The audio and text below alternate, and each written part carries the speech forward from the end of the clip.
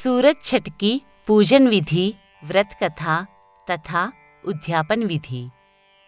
कार्तिक मास के शुक्ल पक्ष की षष्ठी को भगवान सूर्य का सूरज छठ व्रत किया जाता है।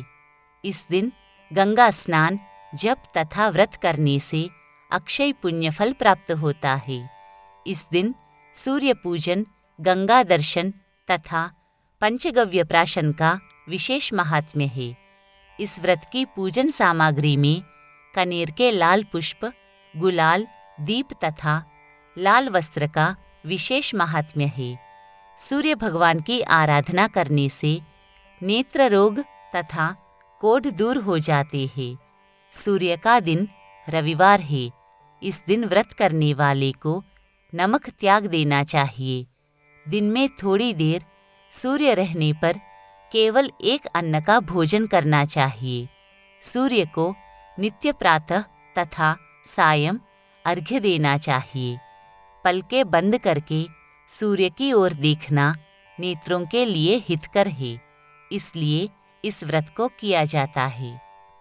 एक बार देवर्षि नारद ने भगवान सूर्य से पूछा कि हे भगवान, सूर्य षष्ठी के व्रत का विधान कहिए। जिन मंत्रों से पूजन किया जाता है वह भी कहिए।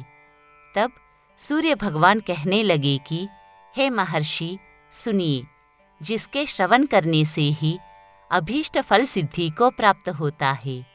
कार्तिक मास की शुक्ल पक्ष की षष्ठी अर्थात सूरज छठ धर्म, अर्थ और काम को देने वाली है, इसलिए सभी को उस दिन उसका व्रत करना चाहिए। सभी पुरुषों और स्त्रियों को यह उत्तम व्रत अवश्य करना चाहिए। आँख, कान, मन आदि इंद्रियों को अपने वश में रखकर दिन के चौथे प्रहर स्नान करें। नदी, तालाब या घर पर ही अपनी सुविधा पूर्वक स्नान कर ले। फिर लाल चंदन तथा केसर से सूर्य नारायण की प्रतिमा बनावे। सुंदर पौराणिक तथा वैदिक मंत्रों से, गंध, पुष्प और अक्षतों से उस मूर्ति में भगवान भास्कर का आवाहन करें और भक्ति से एकाग्र मन होकर सूर्य की पूजा करें। मित्र नामक सूर्य को नमस्कार है। वरुण, भास्कर, महात्मा, एक चक्र और धर्म के कारण सूर्य को नमस्कार है। इस प्रकार मध्याह्न में और अपराह्न में अर्घ्य दे। घृत सहित अपराह्न में अर्घ्य देवे। घृत सहित नैवेद्य और 4 प्रकार का सीधा देना चाहिए। प्रातः काल में और संध्या समय में श्री सूर्य भगवान का पूजन करे। तब विद्वान ब्राह्मण को सुवर्ण का दक्षिणा देवे। ब्राह्मण के मुख से दत्तचित्त होकर सूरज छठ की मनोहर कथा को सुने। इस श्रेष्ठ व्रत के प्रभाव से पुत्र और पौत्र की वृद्धि होती है। इसके पश्चात व्रत का उद्यापन करना चाहिए। सूरज छठ की व्रत कथा। प्राचीन समय में बिंदुसार तीर्थ में महिपाल नाम का एक वणिक रहता था। वह धर्म, कर्म तथा देवताओं का विरोधी था। एक बार उसने सूर्य भगवान की प्रतिमा के सामने मलमूत्र त्याग किया, जिसके परिणाम स्वरूप उसकी दोनों आंखें जाती रही। तब अपने आप से अत्यंत दुखी होकर वह एक दिन अपने आतताई जीवन से ऊबकर गंगा जी में कूदकर प्राण देने का निश्चय कर घर से चल पड़ा। रास्ते में उसे ऋषिराज नारद जी मिले और उन्होंने पूछा कि कहिए सेठ, कहा जल्दी जल्दी भागे जा रहे हो। नारद जी की प्रेम भरी वाणी से प्रभावित होकर तथा पहले से ही अपने मन में अति दुखी व अंधा सेठ रो पड़ा और सांसारिक सुख दुख की प्रताड़ना से प्रताड़ित होकर उसने अपना प्राण त्याग करने का इरादा बतलाया। यह सुनकर मुनि दया से गदगद होकर बोले कि हे अज्ञानी, तू प्राण त्याग मत कर। भगवान सूर्य के क्रोध से तुम्हें यह दुख भुगतना पड़ रहा है। तू कार्तिक मास की सूर्य षष्ठी का व्रत रख, तेरा दुख दरिद्र मिट जाएगा। तब नारद जी ने जैसा बताया वणिक ने वैसा ही किया।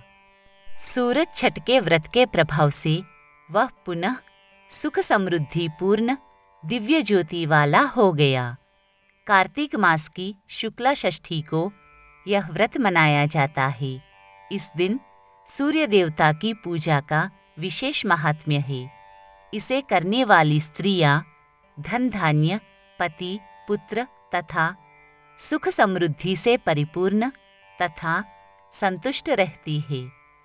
चर्म रोग और आंख की बीमारी से छुटकारा मिल जाता है। पूजन तथा अर्घ्य दान देते समय सूर्य किरण अवश्य देखना चाहिए। पूजन में फल, पकवान, मिष्ठान आदि का महत्व है। सूरज छठ की उद्यापन विधि।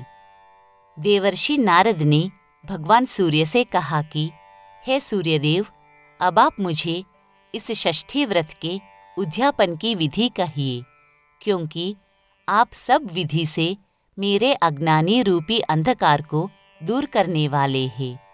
तब सूर्य भगवान कहने लगे कि हे नारद, उद्यापन की विधि सुनिए। 7 कलश जल से भरकर 7 जनेऊ सूत के घी और चीनी में परिपक्व 7 लड्डुओं को रेशम के वस्त्र से ढांपकर दक्षिणा सहित रख दे। यथाशक्ति सौभाग्यवर्धक भगवान भास्कर सूर्य की सोने की प्रतिमा बनावे। जितना धन हो यथाशक्ति वस्त्र, आभूषण, पात्र आदि ब्राह्मण को देवे। अनेक प्रकार के भक्ष्य पदार्थ समर्पण करके भगवान सूर्य का पूजन करे। इस प्रकार से भक्तिभाव सहित पूजन करके उद्यापन का समापन करे।